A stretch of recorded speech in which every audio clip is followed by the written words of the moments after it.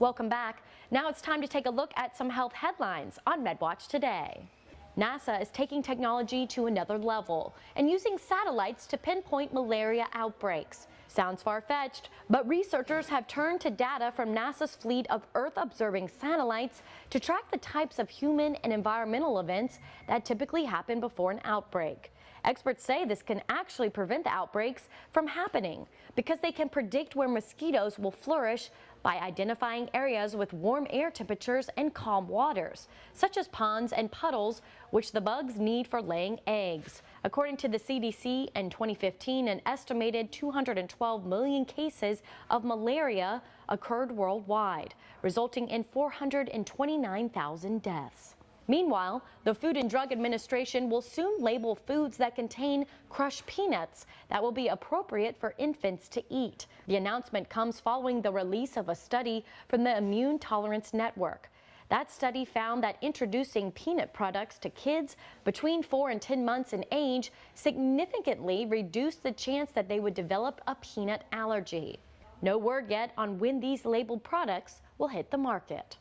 Each week, we profile a member of community medical centers who goes beyond a job title, someone who always puts the patients first and excels at their position, a true healthcare hero.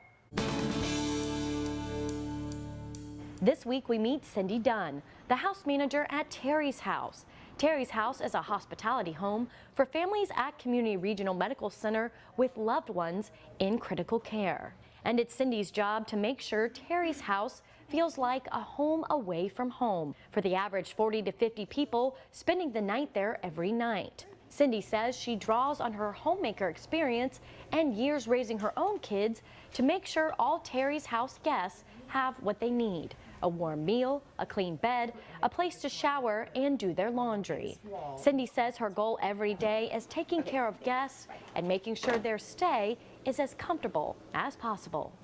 It's a wonderful feeling because you know that what you're providing, there's such a need for it, and the contrast between when they walk in the front door, some of them have just been hit with some of the most devastating news that they've ever had to deal with. Cindy says one of her favorite parts of her job is the volunteer services hosted meals. It's when members of the public, along with staff from community medical centers, volunteer their free time to cook full meals for families staying at Terry's House.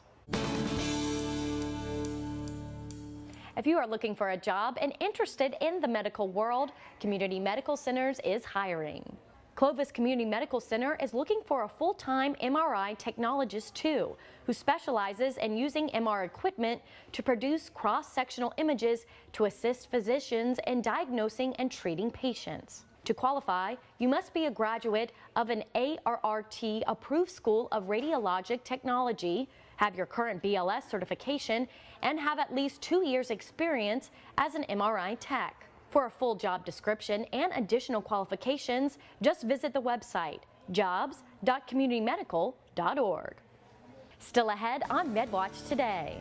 Don't be caught off guard in flu season.